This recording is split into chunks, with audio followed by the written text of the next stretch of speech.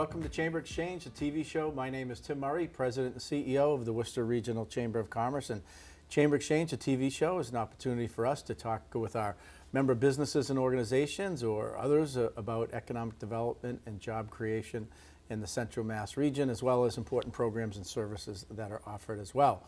We want to thank the sponsors who helped make the show happen: St. Vincent Hospital, a major employer and healthcare provider in the region, and Bank Hometown, who covers a lot of distance throughout Central Massachusetts as well. Really happy to have with us on our first segment, and as we were getting ready for the show, welcome back Julie Orozco, who is the Executive Director of Abby's House here in Worcester. Thank you, really happy to be here. Yeah, but we were talking beforehand, you were on once before, maybe about 10 years ago, as a member of the inaugural class of Leadership Worcester, which we brought back, a chamber program for many years, and then we brought it back about 10 years ago. Yeah, it's come full circle. So for this year's class, I'm one of the designers.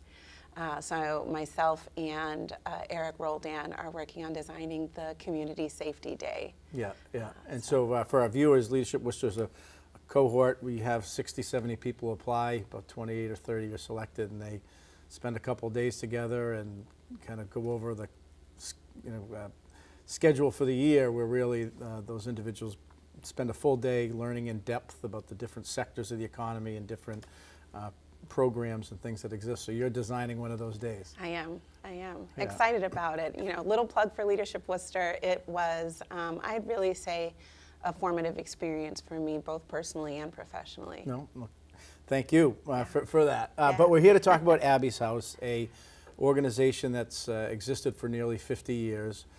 Annette Rafferty, kind of a legend in the community, helped found it to address an issue which unfortunately we still grapple with. That's right. Not just here in Worcester and Massachusetts, but around the country, the issue kind of homelessness. But Abby's House was focused, when it was started in the early 70s, on kind of women and children.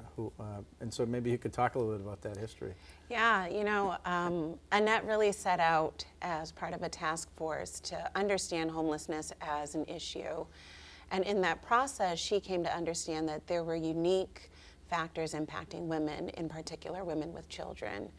And she really just sort of lit a fire and decided, with the support of many other women, that this was an issue that needed a focus. And she didn't necessarily have the community support right off of the bat. And in a very Annette kind of fashion, she said, "That's okay, I'll get it done." And that started Abby's House. And we've now, like you said, been here for, going on about 50 years now. Right. And Annette is still a presence, but she has been very astute over the years in tapping leaders to kind of grow and expand that. And that's a relatively new role for you now. How long? Yeah, so June made it 1 year, so I'm a year and a couple months in. It both feels like I just started and also feels like I've been there a long time. Right. But we talked about Annette identifying, this challenge working with the Worcester Urban Ministry Commission back in 1973. Okay, we've identified this issue. Now we've got to try to work to address it and provide programming and shelter for these mothers with children, and that involves acquiring space, maintaining a space, That's right. Raising money for the staff and services, and That's right. That's something you're in the middle of right now. Yeah, Abby started off as one part of a duplex, and it was just shelter. And I think over time there came to be a real understanding that shelter barely scratched the surface of homelessness. And so Abby's House really began to expand around affordable housing. And so while shelter is still one of the core operations, we also have 3 properties of affordable housing, again focused on women with or without children. And I think that we continue to see that as the direction forward. Shelter is short term, and really the key to stabilization is having a place you can call home permanently. And so we hope to continue to expand in that way. Right. And so in order to do that, there's some funding, capital needs. That's right. You're in the middle of a campaign called The Porch Light is Back On, and That's you want to right. maybe talk a little bit about that and what the program in the shelter there. Sure. So that same building, that duplex that the shelter operated out of one side of, eventually it was a property that was rented and then we owned it, continued to operate shelter out of just one part of the duplex. We kicked off a renovation of that building that joined both sides, and so that allowed us to expand our shelter from 9 to 18 beds. It also gave us the opportunity to include an accessible room on the first floor with an accessible bathroom, laundry room, kitchen. Also, because we understand that homelessness and the way that generations are aging now is impacting older folks as well, and accessibility is really important. But that doesn't come without a lot of need for fundraising. We had a really great outpouring from the community to get this capital project done, but now the ongoing work continues to need the same kind of attention from the community. Excuse me, and one of the ways you do that is the Abby's House 15th year now, I guess, annual 5K hybrid run walk, and that helps fund, operations and programming year round. That's right. So the 5K is a really exciting event for us. Annually, Abby's does about 2 big events. We have our Springtacular and then we have our 5K. And the 5K not only helps to support operations, but it also honors survivors of domestic violence. Many of our women are survivors of domestic violence, so it's a real mission-oriented fundraiser, but certainly, last year we were able to bring in about $79,000 through that fundraiser. We have a goal this year of $90,000. Wow.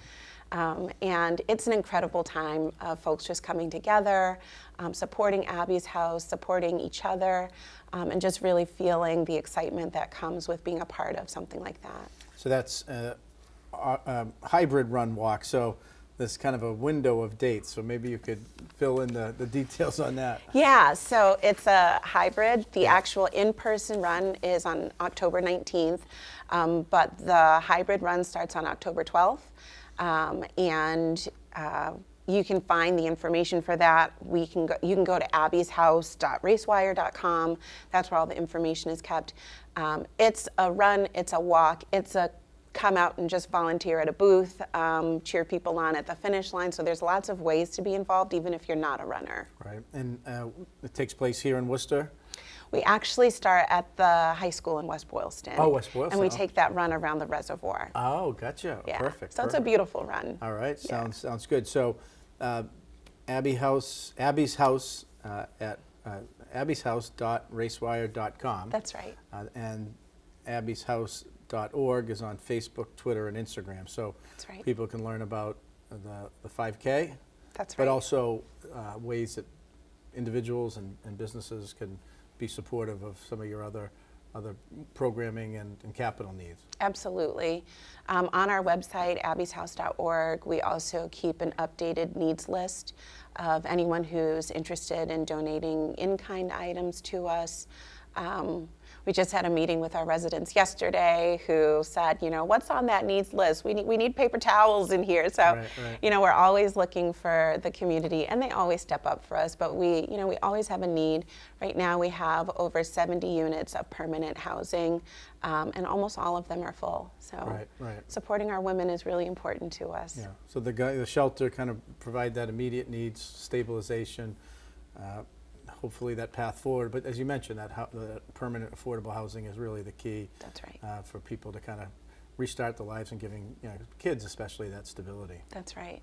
Yeah. Well, good stuff. And with 48 years, you get the big 5-0s coming. So we look forward to recognizing Abby's House at a Chamber Breakfast Club. Amazing. On that important anniversary. But thank you for the good work that you and your team are doing, and look forward to having you back sometime soon.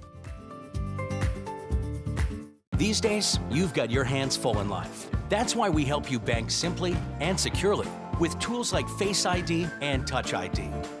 It's why we make it easy to make purchases on the go and get cash back while you're at it. Why we help you quickly deposit checks wherever you are. And it's why we lend a hand with sending and receiving money right from your phone. So even when you're on the move, you can manage your finances. Bank Hometown. Unlock your potential.